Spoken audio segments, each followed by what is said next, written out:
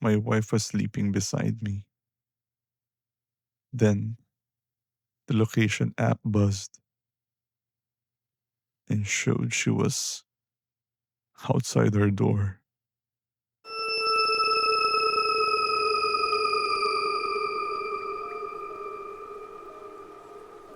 My wife and I installed the location sharing app. We both like the idea. I have a tendency to get lost, so felt like a practical thing to do. Safe even. Something small that made us feel a little better when one of us was out late. Weeks passed and nothing really changed. The same weekly routine, work, and home. We don't like staying out, so I barely check the app.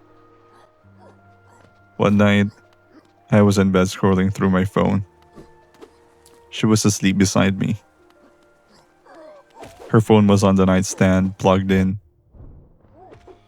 A notification popped up. Her location was outside her building. I looked over at her. She was still there. Her phone screen was showing the time. I stared at the app for a few seconds, then locked my phone. I figured it was just a glitch.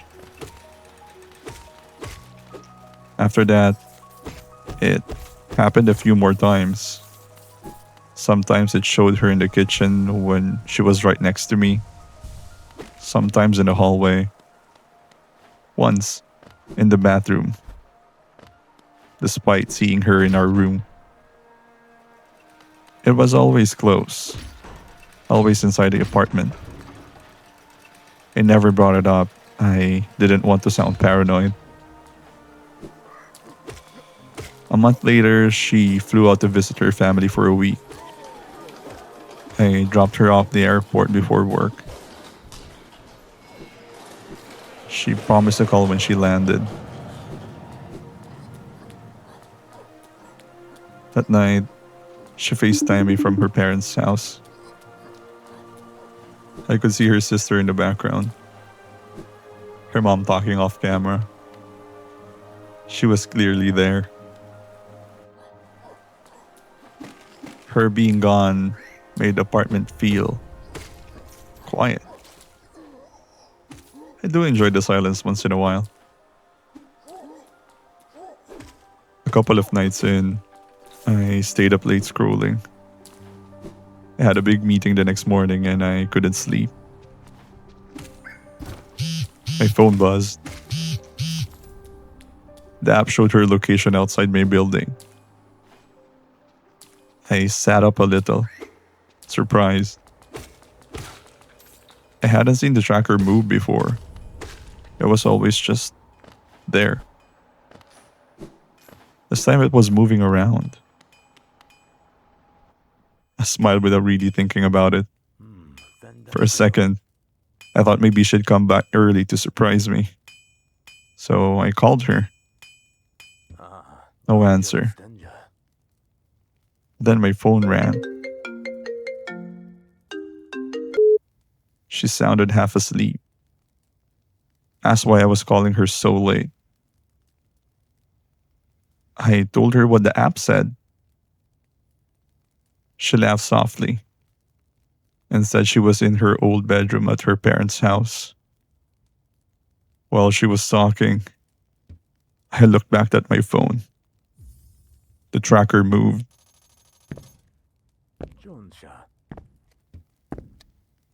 Crossed into the building.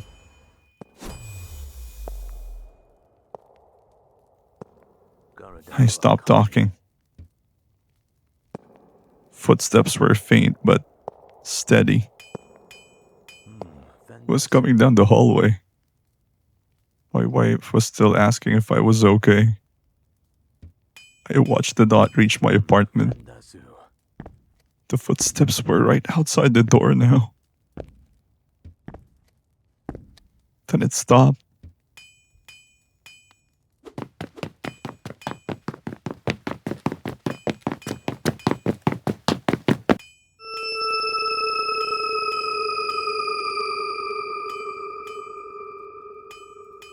I do delivery work on weekends.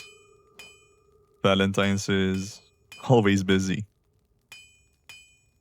People always forget, so they rush their orders even at night. Like a last minute surprise. They tip great, so I make sure I stay until midnight.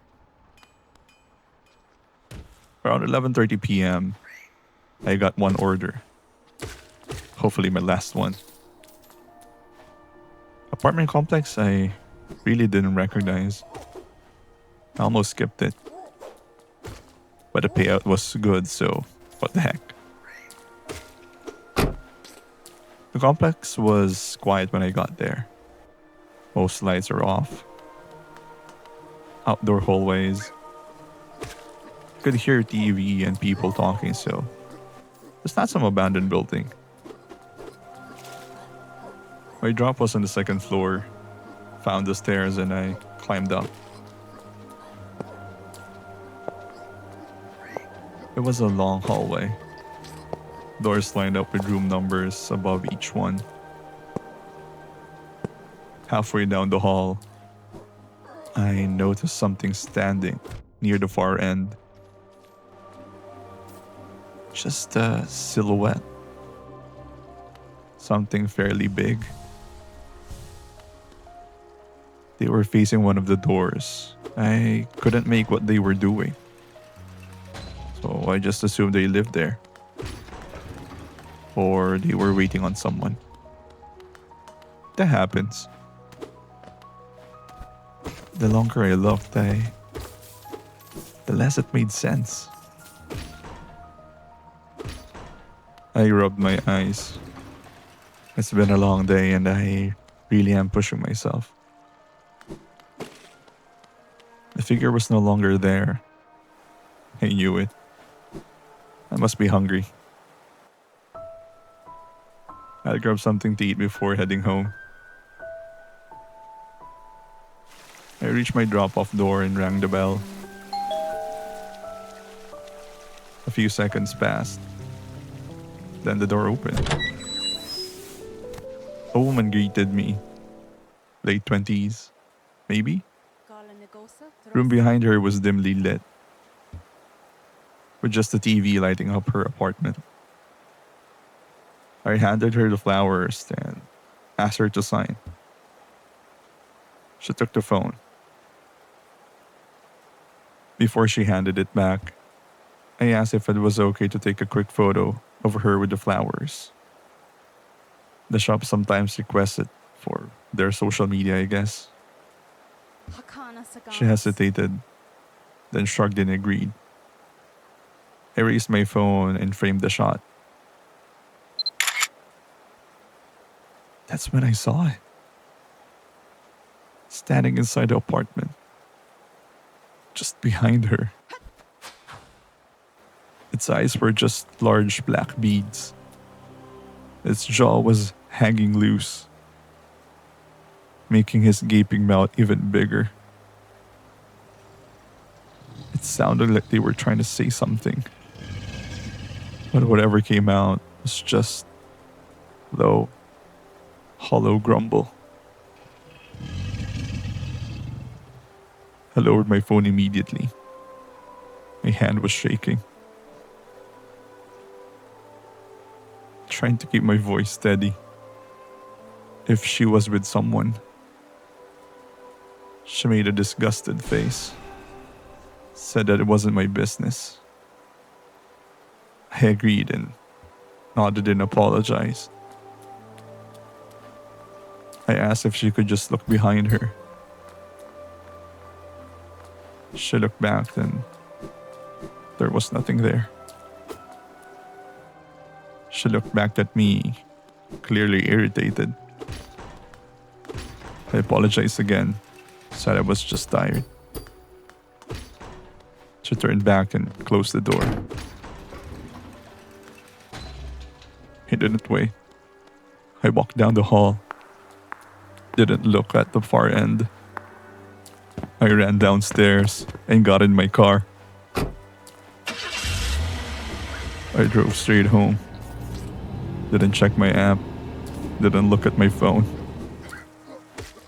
I went straight to bed. I just wanted this night to be over. It wasn't until the next morning that the flower shop messaged me. They asked if I still had a photo from my last delivery. They wanted to post it before the day ended. I stared at my phone for a long time before opening my gallery. There was no woman in the photo. Just the doorway.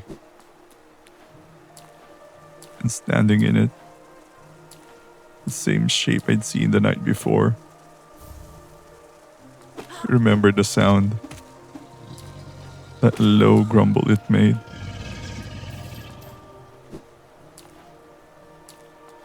I tried to delete the photo. It didn't disappear. I tried again and again. Every time I opened my gallery, it's still there. I could hear it. That sound.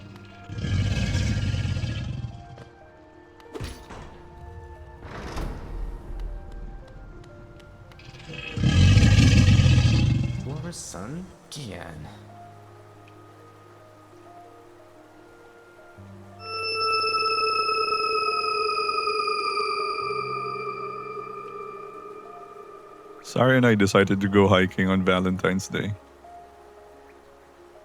We found a trail online together. It looked quiet. Finally, somewhere to escape all the noise. I checked the reviews. She checked the photos. There wasn't a single one. The trail wasn't popular. We talked about it for a second. Decided it would probably be fine.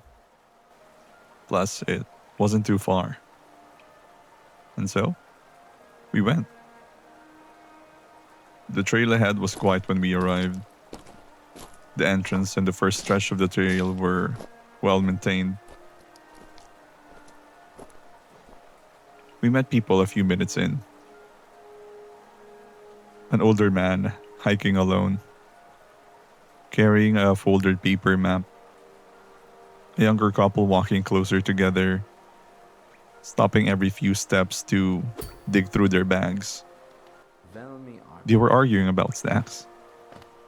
It was a playful back and forth. And another guy walking by himself who offered to take her picture. "Want me to get one for you?" he asked. I handed him my phone. He stepped back a few paces to take the shot. Behind him, the couple stopped again. The boyfriend patted his pockets. "I think I left it back there," he said. The girlfriend groaned, said they just talked about it, said it wasn't that important. He shrugged and walked back down the trail anyway. "Ready?" "Oh, by the way, I'm Mark. Nice to meet you," he said, waving my phone and nodding at us. I nodded back and introduced ourselves. When he handed the phone back, it slipped. I tried reaching for it, but my foot landed wrong and I twisted my ankle. It wasn't too bad, just enough to feel it every step after. Sarah asked if I was okay, and I said, "Yeah, I'm okay." The boyfriend came back a moment later, holding what they've been arguing about. Then I guess that fixed it. We kept hiking. After a while, the trail suddenly narrowed.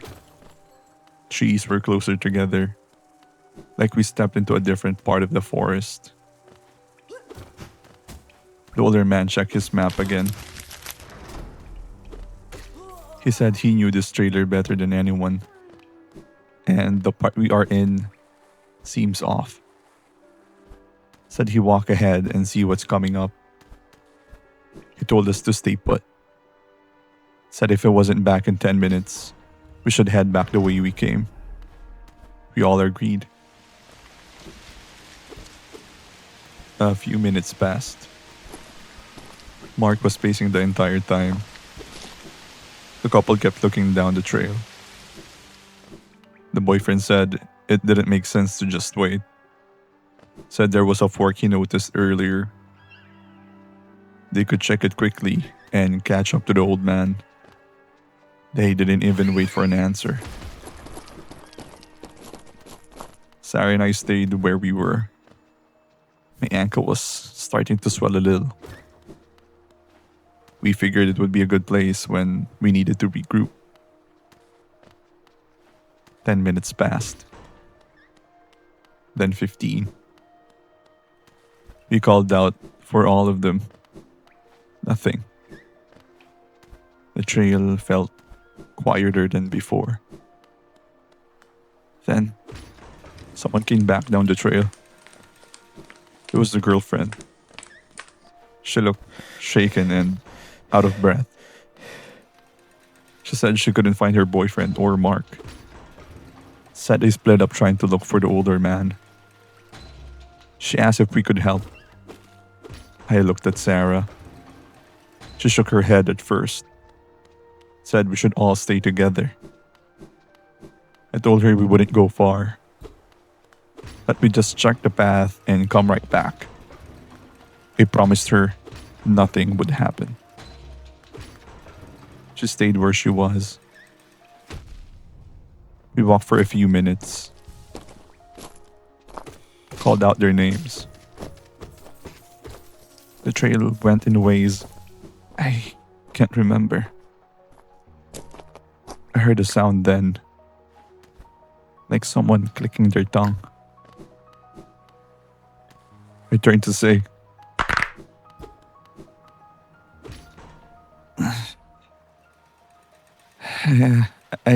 I stood up. The trail was empty. No voices. No footsteps.